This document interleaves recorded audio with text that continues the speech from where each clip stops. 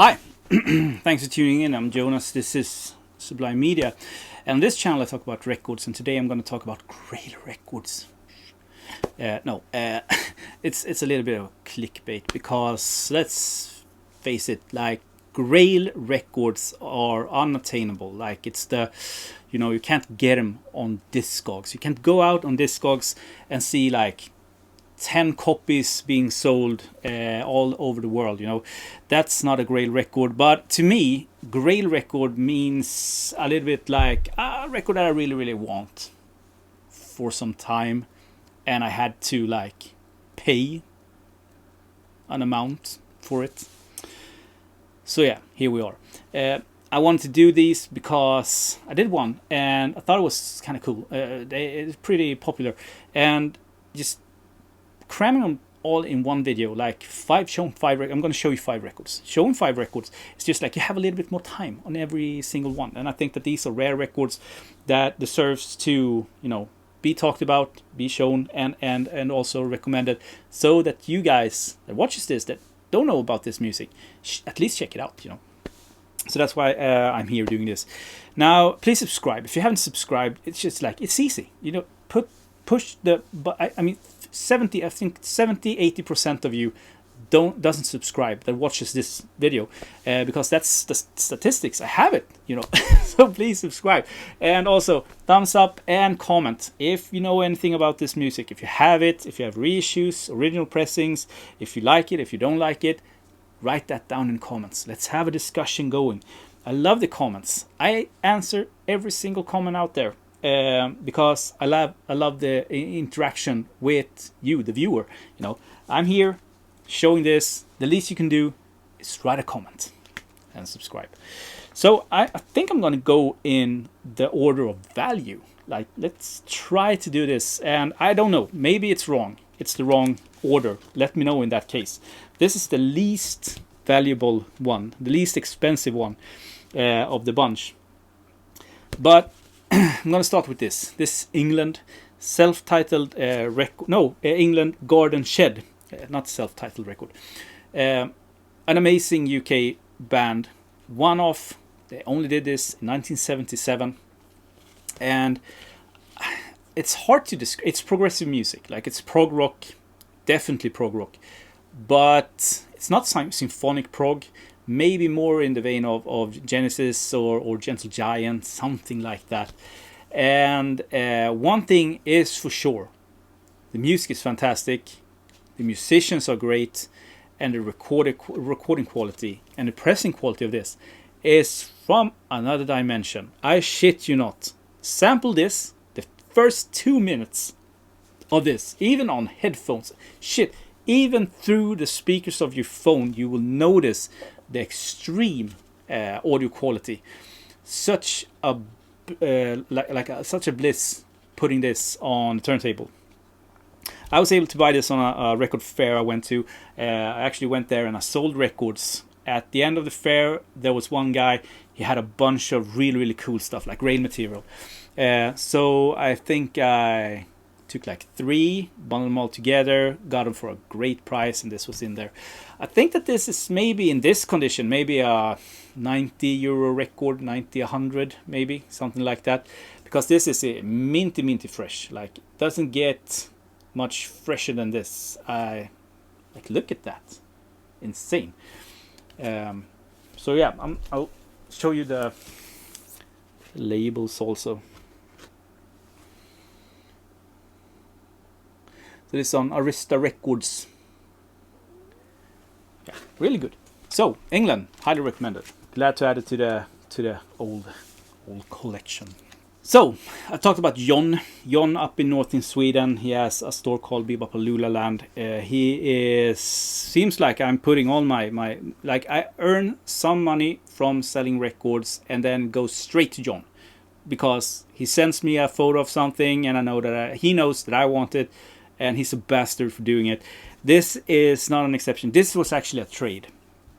But, I mean, shit. So this is Nature. Nature is on the famous Gump label here in Sweden. This is actually the third, because this is called Gump 3.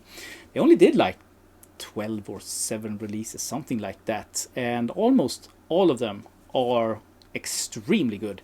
Like really some of the best prog ever in Sweden. So these guys, you have Bosse Skoglund, that's that guy there, and you have Mats Ronander, that guy there, and also Lasse Welander, that guy there.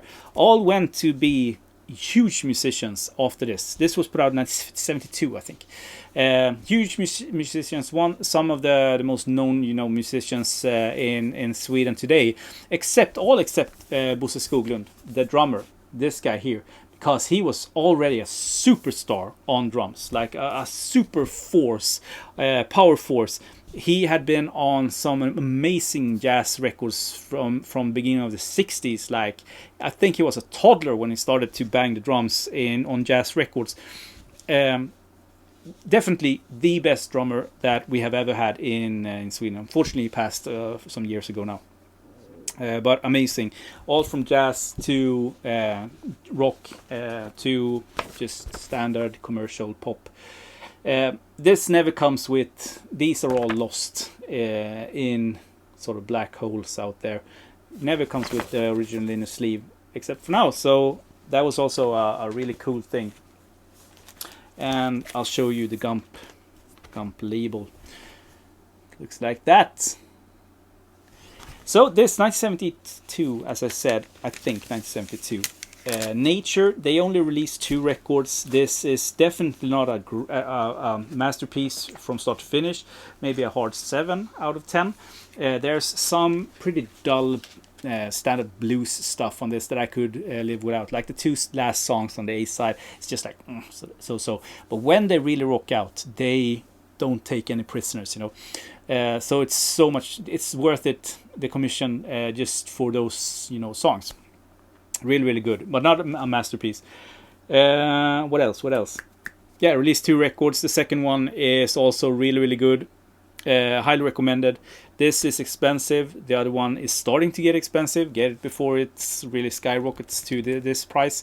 Yeah, but other than that, the Gump catalog, you can't really go wrong. There's maybe 3 that I wouldn't recommend anyone. Rest of it is just awesome. And I have a handful of Gump releases now, but I miss so many. So I mean, awesome to add that to the Gump collection. I've had this for over a year. I haven't played it until now. It's insane. I have so many records, big records, like really big records, that I just haven't come around really playing. Because I want to sit down and really listen to the entire thing multiple times, because these cost a lot of money and they deserved me putting down the time, which means that I never get the time. So I think I have this for a year. I just played it. It's a fantastic record. Many people I met say that this is better than the second one, and the second one I hold as one of the absolute best records ever recorded. It's one of my favorite records. It's called Of Books and Dreams. But this, they say, is better. And I don't agree. This is not better. But it's still, like, if Of Books and Dreams is like 11 out of 10, this is maybe a hard 8 out of 10. And I'm talking about Message. So Message is a German band, so I think that they are a krautrock band.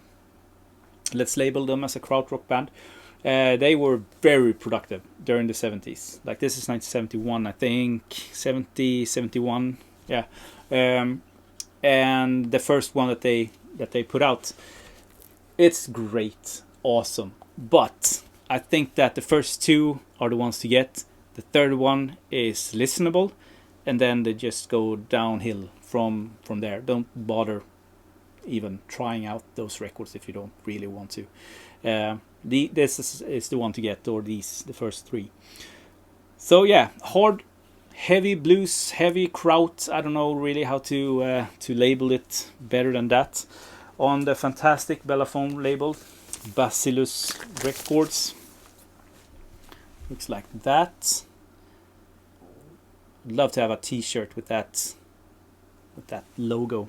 So yeah, I think that's everything I want to say. Getting a first press of this and having a first press of the second one is awesome. I feel like I have completed my Message collection. Yeah, great.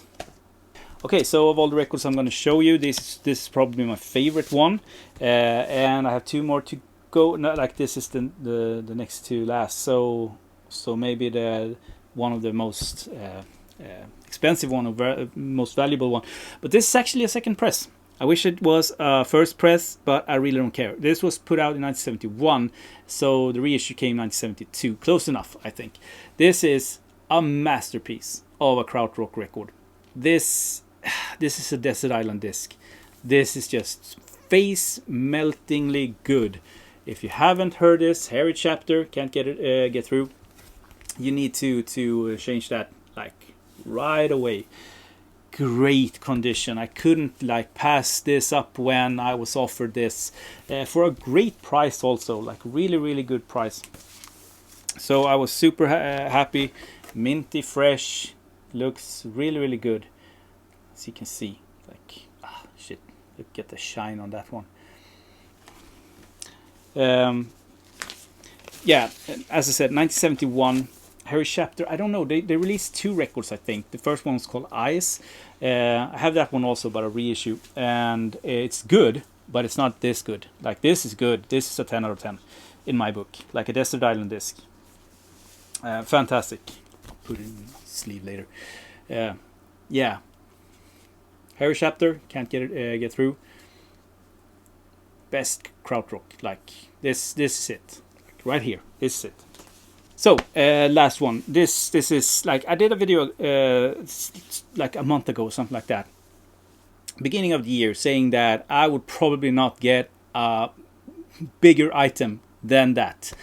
I think that this is sort of like, it's not as big, but this is boundary as big.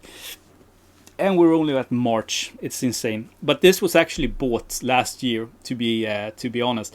But I didn't log it and I didn't play it, so I'm going to count it as this year's release or purchase, because this was the last thing I got when I was in Den Bosch, the big record fair in Den Bosch. So this is McChurch Soundroom with Delusion. Again, krautrock, again, masterpiece. This is a 9 out of 10 all day long. And the best thing about this, I think, is that it's Mikael Åkerfeldt from Opeth's own copy that he sold. He had a duplicate, so he sold one of his duplicates. So I was able to get it from his hands for half of what it goes for otherwise. I mean, it's such a great guy, and we talked a little bit about the music, and I thanked him for his contribution to the music world, but also because of him I listen to this stuff. I don't think that I would be as deep into this music if it wasn't for him and him talking about these records and his radio show in Sweden in the beginning of the 2000s. You know, I was hooked. So yeah, super cool to have his copy of this flat out Grail. Amazing artwork. I mean, this is organ driven, like heavy kraut. It's doomy. It's a little bit like the horrorness of the artwork, but doesn't really go all the way. You know, horror music. Definitely not. Still great one. So yeah, McChurch's Soundroom, 1971, I think, and that will conclude this video. Hope you enjoyed that. Please comment if you know this music. What do you think of it? Do you have it? Yeah, let's have a discussion down in the comments. And thank you so much for watching again. I really appreciate it. Thanks for the support, and I'll talk to you in my next video. Have a great day, everyone.